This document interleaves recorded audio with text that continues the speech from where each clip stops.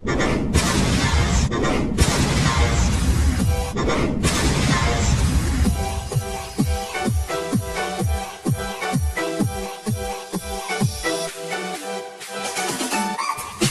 mga ka-OFW, magandang umaga sa ating lahat. Ayan, mag-umpisa na naman tayo maglinis, no?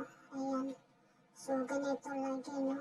Ayan, so ganun pa rin tulad ng dati, araw-araw tayo maglilinis. Ayan, ayusin natin yung mga inuupuan nila.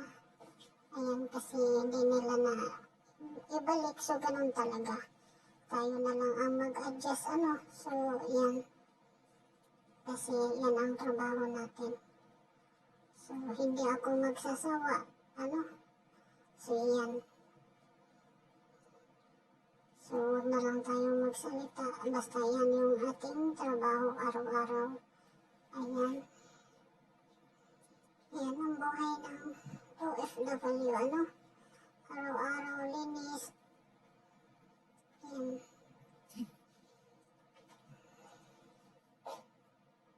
Punas. So, yan. Ito lang ang ano natin. Trabaho araw-araw. Pabalik-balik. Linisin yung mga dapat linisin. Pero wala na akong pakialam ano kung anong sasabihin. Yan. Dahil alam ko sa likod ng aking mga paglilinis ay mayroong mga taong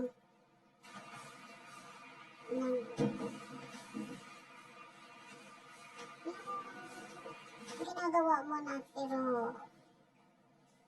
wala pa rin kwenta, ano? So, ayan, hayaan na natin sila basta linis lang pinalinis. Ayan. So, pagkatapos mag-map, ayan, pahinga tayo saglit.